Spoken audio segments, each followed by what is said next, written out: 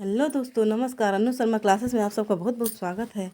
आप सबको तो पता ही है, हम लोग हिंदी साहित्य का इतिहास ग्रंथ का वाचन कर रहे हैं, जिसमें आज हम लोग यहाँ से पढ़ेंगे, क्योंकि हम लोगों ने पिछली वीडियो में इससे पहले पढ़ा था। अब ये उससे आगे पढ़ेंगे। उससे पहले हम आपसे बता दें कि अगर आपको इसका पूरा वाचन सुनना है तो आप अनु शर्मा क्लासेस की प्ले लिस्ट में जाएँ और हिंदी साहित्य का इतिहास आचार्य शुक्ल की रचना का पूरा अक्षरशः वाचन सुन सकते हैं। चलिए, यहाँ देर न करते हुए हम लोग इसका वाचन शुरू करते हैं। परंपरा से चली आती हुई देश की भाषा का विरोध और उर्दू का समर्थन कैसे कैसे भावों की प्रेरणा से किया जाता रहा है, यह दिखाने के लिए इतना बहुत है। विरोध प्रबल होते हुए भी जैसे देश भर में प्रचलित अक्षरों और वर्णमाला को छोड़ना असंभव था, वैसे ही परंपरा से चले आते हुए हिंदी साहित्य को भी अतः अदालती भाषा उर्दू होते हुए भी शिक्षा विधान में देश की असली भाषा हिंदी को भी स्थान देना ही पड़ा। काव्य साहित्य प्रचुर परिमाण में भरा पड़ा था, अतः जिस रूप में था उसी रूप में उसे लेना ही पड़ा। गद्य की भाषा को लेकर खींचतान आरंभ हुई। इसी खींचतान के समय में राजा लक्ष्मण सिंह और राजा शिव प्रसाद मैदान में आए। प्रकरण 2 में चलेंगे। आधुनिक काल के प्रकरण 2 का है गद्य साहित्य का आविर्भाव, है ना। इसका पहला ही है। अगर आपसे पूछ ले कि गद्य साहित्य का आविर्भाव किस प्रकरण में है, तो हम लोग जानते हैं कि आधुनिक काल के प्रकरण 2 में है। हिंदी साहित्य के इतिहास के आधुनिक काल नामक पार्ट में प्रकरण 2 का है गद्य साहित्य का आविर्भाव। क्योंकि आचार्य शुक्ल की किताब से कुछ भी पूछ सकते हैं, है ना, क्योंकि ये बहुत ही इम्पोर्टेंट ग्रंथ हो जाता है हिंदी साहित्य के प्रेमियों के लिए। तो फिर हम लोग आगे पढ़ना शुरू करते हैं। किस प्रकार हिंदी के नाम से नागरी अक्षरों में उर्दू ही लिखी जाने लगी थी, इसकी चर्चा बनारस अखबार के संबंध में कर आए हैं। संवत 1913 में, अर्थात बल्बे के एक वर्ष पहले, 1913 है ना, बल्बे के एक वर्ष पहले राजा शिव प्रसाद सिंह शिक्षा विभाग के इंस्पेक्टर पद पर नियुक्त हुए। उस समय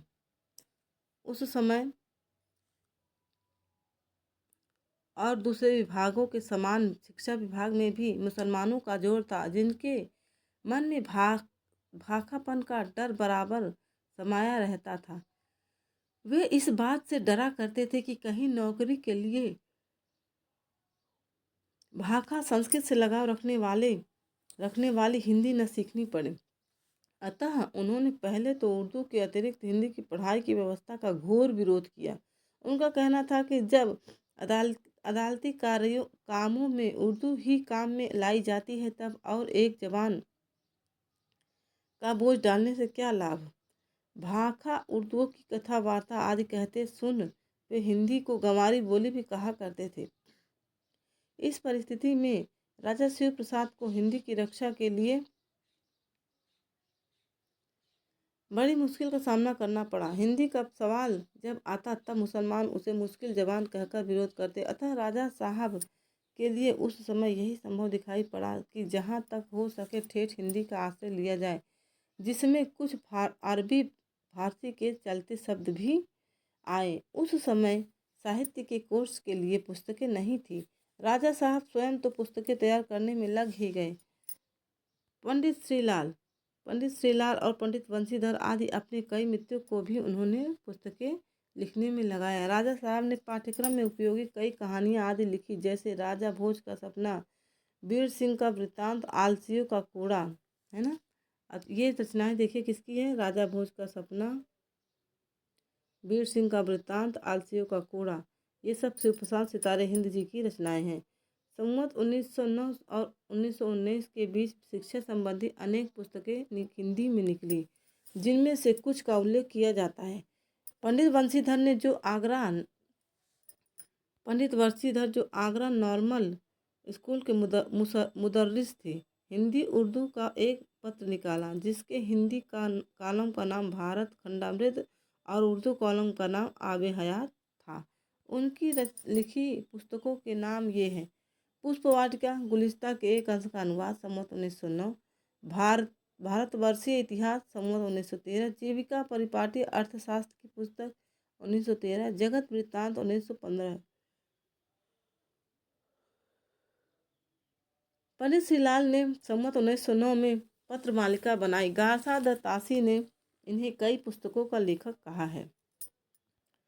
गारसा द तासी ने इन्हें कई पुस्तकों का, है ना, कई पुस्तकों का लेखक कहा है। बिहारी लाल ने गुलिस्ता के 8वें अध्याय का हिंदी अनुवाद संवत 1919 में, पंडित बद्रीलाल ने वैलेंटाइन के परामर्श के अनुसार संवत 1919 में हितोपदेश का अनुवाद किया, जिसमें बहुत सी कथाएं छांट दी गई थी। उसी वर्ष सिद्धांत संग्रह, न्याय शास्त्र और उपदेश पुष्पावती, है ना, सिद्धांत संग्रह और उपदेश पुष्पावती नाम की 2 और पुस्तकें निकली थी। यहाँ कह देना आवश्यक है कि प्रारंभ में राजा साहब ने जो पुस्तकें लिखी वे बहुत ही चलती सरल हिंदी में थी। उनमें उर्दू पर नहीं भरा था, जो उनकी पिछली किताबों इतिहास तिमिरनाशक आदि में दिखाई पड़ता है। राजा भोज, उदाहरण के लिए राजा भोज का सपना से कुछ अंश उद्धृत किए जाते हैं। वह कौन सा मनुष्य जिसने महाप्रतापी महाराज भोज का नाम न सुना हो। उसकी महिमा और कीर्ति तो सारे जगत में व्याप रही है। बड़े बड़े महिपाल उसका नाम सुनते ही कांप उठते हैं और बड़े बड़े भूपति उनके पांव पर अपना सिर नवाते। सेना उसकी समुद्र के तरंगों का नमूना और खजाना उनका सोना चांदी और रत्नों की खान से भी दूना। उनके दान ने राजा कर्ण को लोगों के जी से भुलाया और उनके न्याय ने विक्रम को भी लजाया। अपने मानव धर्मसार, ये देखिए, मानव धर्मसार भी शिव प्रसाद जी की रचना है। मानव धर्मसार, है ना, की भाषा उन्होंने अधिक संस्कृत गर्भित रखी है। इसका पता इस उद्धृत अंश से लगेगा। मनुस्मृति हिंदुओं का मुख्य धर्मशास्त्र है, उसको कोई भी हिंदू अप्रमाणित नहीं कर सकता। वेद में लिखा है कि मनु जी ने जो कुछ कहा उसे जीव के लिए औषधि समझना। और बृहस्पति लिखते हैं कि धर्म शास्त्राचार्यों में मनु जी सबसे प्रधान और अति मान्य है, क्योंकि उन्होंने अपने धर्मशास्त्र में संपूर्ण वेदों का तात्पर्य लिखा है। खेद की बात है कि हमारे देशवासी हिंदू कहला के अपने मानव धर्म शास्त्र को न जाने और सारे कार्य उसके विरुद्ध करें। मानव धर्मसार की भाषा राजा शिव प्रसाद की स्वीकृत भाषा नहीं। प्रारंभ काल से ही वे ऐसी चलती ठेठ हिंदी के पक्षपाती थे जिसमें सर्वसाधारण के बीच प्रचलित अरबी फारसी शब्दों का भी स्वच्छंद प्रयोग हो। यद्यपि अपने गुटका में जो साहित्य की पाठ्यपुस्तक थी, जो काहे की पुस्तक थी, साहित्य की पाठ्यपुस्तक थी, ठीक है, उन्होंने थोड़ी संस्कृत मिली ठेठ और सरल भाषा का ही आदर्श बनाए रखा। पर संवत 1917 के पीछे उनका झुकाव उर्दू की ओर होने लगा, जो बराबर बना क्या रहा, कुछ न कुछ बढ़ता ही गया। इसका कारण चाहे जो समझिए, या तो कहिए कि अधिकांश शिक्षित लोगों की प्रवृत्ति देखकर उन्होंने ऐसा किया, अथवा अंग्रेज अधिकारियों का रुख देखकर। अधिकतर लोग शायद पिछले कारण को ही ठीक समझेंगे। जो हो, संवत 1917 के उपरांत जो इतिहास, भूगोल आदि की पुस्तकें राजा साहब ने लिखी, उनकी भाषा बिल्कुल उर्दूपन लिए है। इतिहास तिमिरनाशक भाग 2 की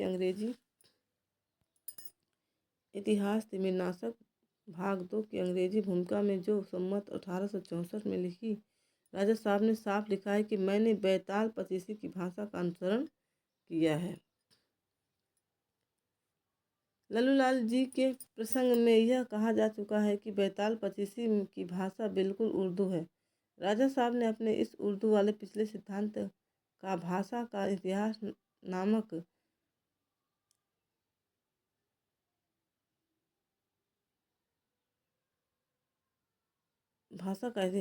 जिस लेख में निरूपण किया, वही उनकी उस समय की भाषा का एक खास उदाहरण है। अतः उसका कुछ अंश नीचे दिया जा रहा है। हम लोगों को जहाँ तक बन पड़े कुछ चुनने में उन शब्दों को लेना चाहिए जो आम फहम और खान पसंद हो, अर्थात जिसको ज़्यादा आदमी समझ सकते हों, और जो यहाँ के पढ़े लिखे आलम फाजिल पंडित विद्वान की बोलचाल में छोड़े नहीं गए हों। और जहाँ तक बन पड़े हम लोगों को हरगिज़ गैर मुल्क के शब्द काम में न लाने चाहिए और न संस्कृत की टकसाल कायम करके नए नए ऊपरी शब्दों के सिक्के जारी करने चाहिए, जब तक कि हम लोगों को उनके जारी करने की ज़रूरत न साबित हो जाए।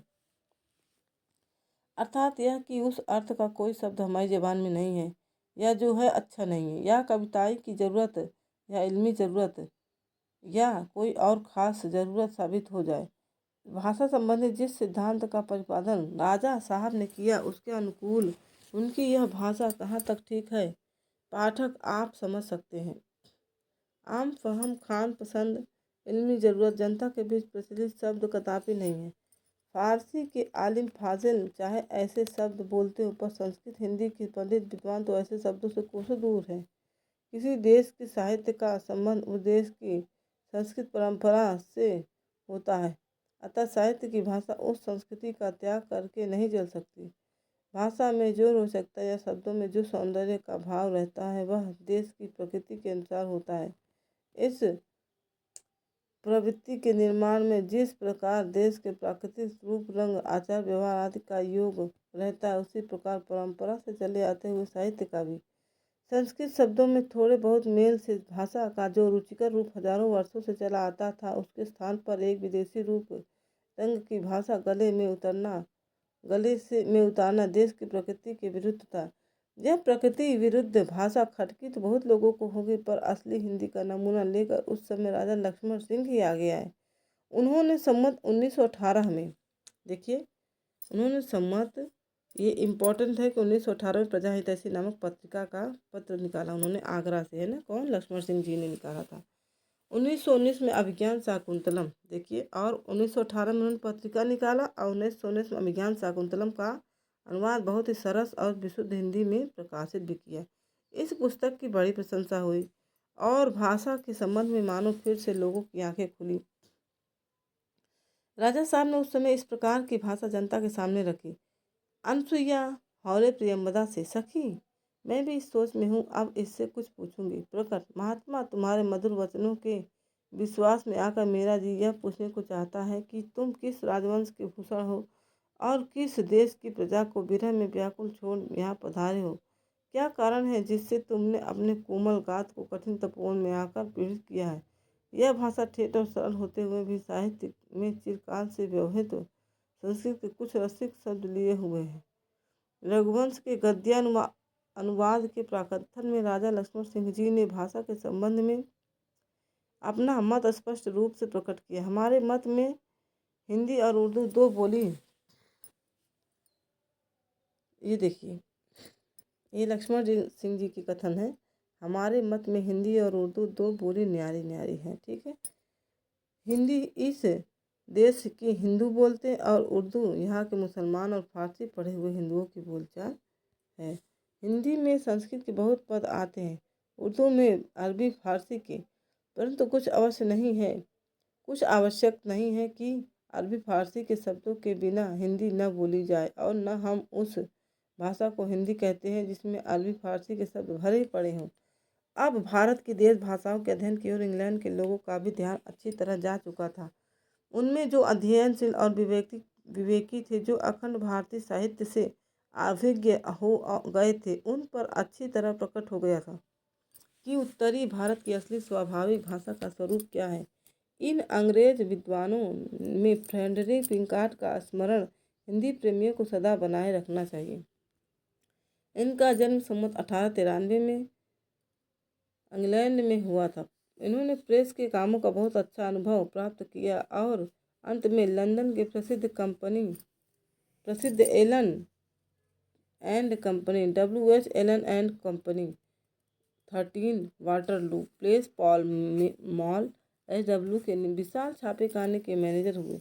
वहीं वे अपने जीवन के अंतिम दिनों के कुछ पहले तक शांतिपूर्वक रहकर भारतीय साहित्य और भारतीय जनहित के लिए बराबर उद्योग करते रहे। संस्कृत की चर्चा पिंकार्ट साहब लड़कपन से ही सुनते आते थे। इससे उन्होंने बहुत परिश्रम के साथ उसका अध्ययन किया। इसके उपरांत उन्होंने हिंदी और उर्दू का अभ्यास किया। इंग्लैंड में बैठ उन्होंने इन दोनों भाषाओं पर ऐसा अधिकार प्राप्त किया कि इसमें लेख और पुस्तकें लिखने और अपने प्रेस में छपाने लगे। यद्यपि उन्होंने उर्दू का भी अच्छा अभ्यास किया था, पर उन्हें इस बात का अच्छी तरह निश्चय हो गया था कि यहाँ की परंपरागत प्राकृत भाषा हिंदी है, अतः जीवन भर ये उसी की सेवा और हिंदी साधना में तत्पर रहे। उनके हिंदी लेखों और कविताओं और पुस्तकों की चर्चा आगे चलकर भारतेंदु काल के भीतर की जाएगी। संवत 1947 में उन्होंने उपर्युक्त एलन कंपनी से संबंध तोड़ा और गिलबर्ट एंड रेविंगटन, है ना,